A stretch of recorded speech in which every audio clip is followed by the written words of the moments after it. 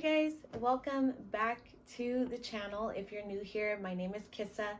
I'm a first-time mom, long-time entrepreneur, and today I'm going to be talking about goal setting for 2021. It's the middle of January, and to be honest, I never take this long to set my goals for the upcoming year. I'm usually thinking about my goals in October, but considering everything that happened last year, there's just so much that I had to process, and a lot changed when it came to my goals for 2020, needless to say. And so I was trying to think in my head, how the heck do you goal set after 2020?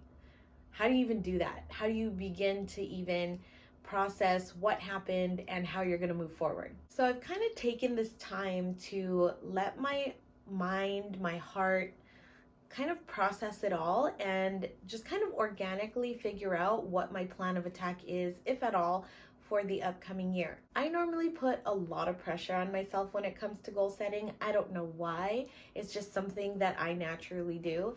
But this time around, I told myself to take it easy because 2020 was just so much. When it came to goal setting for 2021, I didn't even know where to begin. I knew that my goals had to look different compared to how I've set goals in the past. I wanted to give myself space to organically just kind of ebb and flow as things go. And like I said, that's just not me. I'm a very concrete, finite numbers person. And so if I, set out to achieve a goal, even if I don't achieve it, I figure out what my best plan of attack is going to be. I had to approach goals differently this upcoming year, and it was a great learning experience for me. I'm still actually processing what I want to accomplish and how I want to lay out my goals for this year, but a big deal for me is just how to approach it, how to allow myself time to process and think about it, and then how I'm going to move forward. A big thing for me in this upcoming year is actually setting goals that are within my control. A lot of us experienced a lot of great change last year. I mean, just from my own personal experience, Micah was born in February of last year, and then right after that, LA, where we live, shut down, and we had to pivot our business while I was on maternity leave, and then we were struggling during the entire summer trying to figure out what we were going to do with our business, all the way to deciding to close our restaurant in November. And if you guys want videos or have any questions about what happened, I'm just obviously going through just the surface level of what happened for me personally and business-wise last year, but I can certainly go more into detail as much as possible if you guys are interested in that. Just feel free to ask questions in the comments. On top of that, trying to get through the holidays and enjoy the holidays while still being in isolation, and then going into 2021 the way that we have, it's just so much to take in.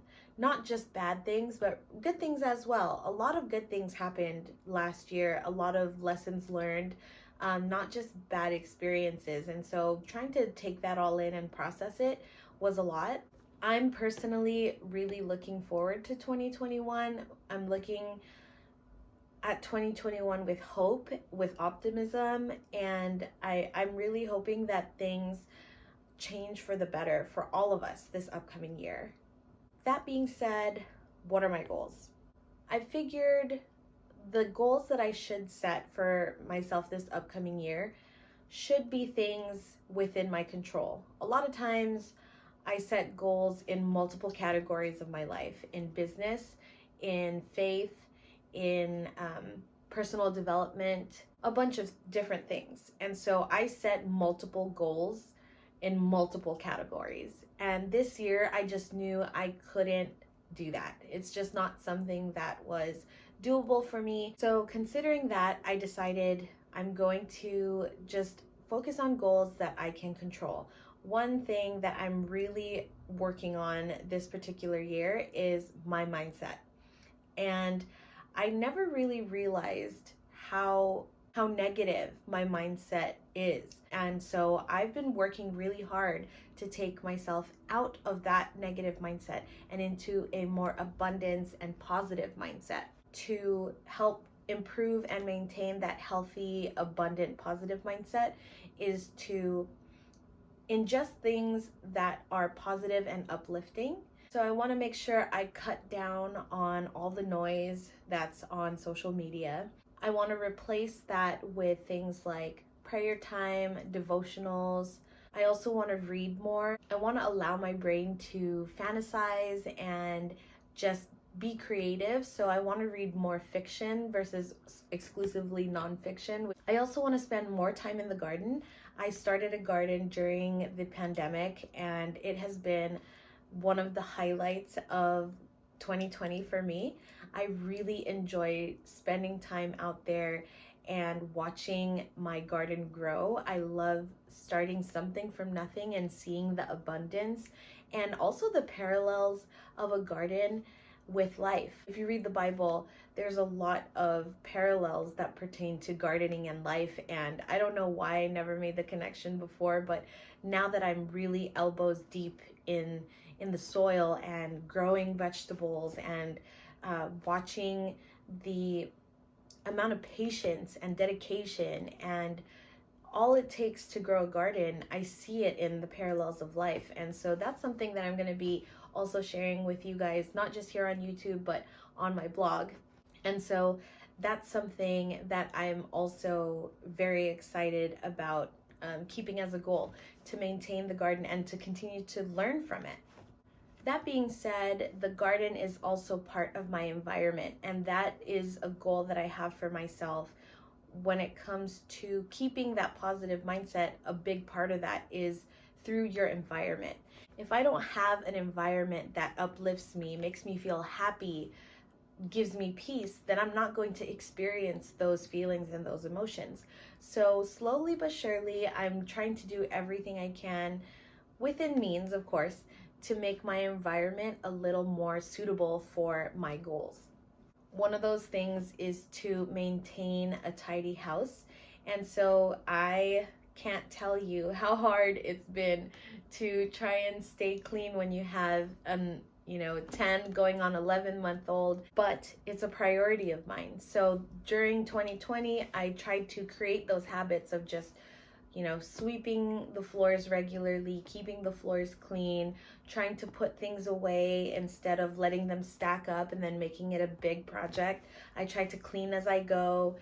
All those tiny little habits have been really helping to maintain a good environment for me, because when I look at my home, especially in a lot of the areas where I spend a lot of time in, like the living room or the kitchen or the dining area, I feel more at peace, I feel more at home, I feel more comfortable because things are put away and neat. Not completely, but for the most part. Another thing that I'm working on is just accepting me for me. The idea of self-improvement is a great thing, but not when it comes from a place of you not liking yourself where you're currently at right now. And that's something that I really struggle with even to this day, and it's something that I'm going to continue to work on this coming year. Self-confidence has always been something that I have had trouble with. I've always wanted to aspire to be someone else or like someone else. I've always wanted to experience things that other people are experiencing instead of enjoying the life that I'm currently living. So that's something that is internal hard work. It's not like that's going to go away overnight, but I am taking the steps to love myself the way that I am and continue to grow the love and appreciation for who I am by self-improvement. To me, that's a huge leap from how I used to perceive myself. And so I think just understanding how I perceive myself and how that is so damaging, I knew I wanted to make a change. I didn't want my son to feel that way about him. I don't want my future children to feel that way about themselves. I want them to look at themselves in the mirror and love who they are, because I love them so much and I want them to love themselves. So that starts with me, and I know that. And so that's something that I'm going to work on. So how am I going to do that? One is positive affirmations. I've created a list of things that I want to say to myself every single morning. I used to think positive affirmations were silly because talking to myself just seems really weird. And so I've had to get out of my own comfort zone and verbally say positive things to myself. And it's gotten a lot easier as time has gone on and I continue to do it. Another thing that I'm doing is I'm trying to take better care of my body physically. And so I'm allowing myself to indulge in a little bit of self-care, like maybe putting on a face mask or actually washing my face, because let's be real, I have not been regularly even washing my face. So that is self-care in my book. And so taking the time to take care of myself and pamper myself a little bit is something that is going to also help me, because that feels like self-love. And then another thing is just allowing myself to record a video looking like this. No makeup, just got out of the shower and hair not done, and just being okay with that, because most of the time this is what I look like. So allowing myself to just be me is going to be something that I want to exercise and practice here on YouTube too. A lot of what I want to see is just more confidence. I want to feel like I push my shoulders back and I just exude this confidence of just loving who I am inside and out. So those are basically my goals. I know it's kind of vague and lofty, but that's kind of what I've been mulling over, and I guess that's why it's taken me so long to kind of make this video. Hi guys, Future Kissa here. I'm actually editing the video and I realized I didn't do an intro into my Notion setup. So without further ado, here is my setup so you guys can see how I'm going to be tracking my goals this year in Notion. All right, so here is my HQ page. This is basically my main page. Whenever I open up Notion, this is what I see. So the main thing that I want to share with you guys is the top, which is 2021 cultivate. Cultivate is actually my word for this year. And so I just wanted to make sure that was at the very top. And then the other page I want to share with you is forecasting. So those two things kind of deal with my goal setting for the year, and I always want to make sure they're at the forefront. I could easily put, my weekly agenda or my daily journal into my favorites, but that would make me avoid this HQ page altogether, which is not what I want. I want to make sure there are certain things that are in front of me that I look at every single day, and these two top things in my mindset tools are among them. So that's what I'm going to go into today. And then I can go into this HQ page, more in detail in future plan with me videos. But let's go into forecasting first. So this is almost like my hub for my goal setting. So as you can see, it just has a quick description here that says yearly, quarterly, monthly, and weekly goal setting. And the quote, "It's not about achieving the goal, but who you become in the process." And that's something that I just wanted to put at the very top, because I get so down on myself whenever I don't achieve a goal that I set out to do. And sometimes it's not even about achieving it. It's about the journey, which I talk about and tell other people all the time, but I don't listen to myself. And so I just want to remember that a lot of the gratification and evolution of who I am just as a person happens in the process part of trying to achieve a goal, not when you actually achieve it. So just wanted to put that out there. A couple template things. I created a yearly review. That yearly review is something that I'm going to visit in December of this year, December 2021. And so I just kind of saved that there. I will go over that in a future video. But my 2021 Cultivate page is kind of what I want to show you. So every single year, I have a word for the year. Last year in 2020, it was reclaim. This year, it is cultivate.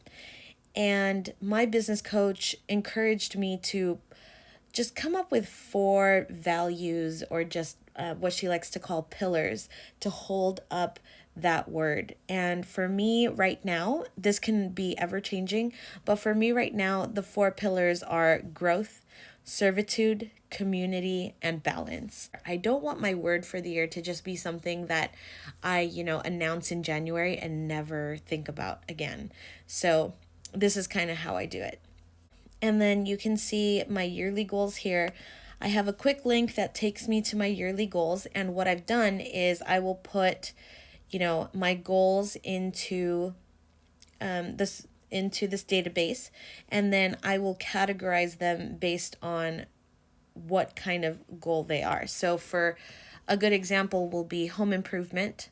This has to do with my environment, which I mentioned earlier. And these are just some reflection questions that I have for every time that I want to set a goal for myself. I just want to make sure that I think intentionally about goals nowadays, because I just realized that my time is really precious, and I want to make sure that I maximize my time and my energy. The first question is, why is this goal important? How will I implement this? When will I schedule this? And how will I rig my environment for success? This came from my business coach, but it also comes from Atomic Habits, the book. I highly recommend Atomic Habits if you haven't read it yet. So that's just kind of what I want to do now, instead of just set out to do a million goals and then just never achieve them. The other things that I have here in my properties are like, what quarter am I going to be working on this goal? So am I going to be working on it only during quarter 2? Or am I going to be working on it all year?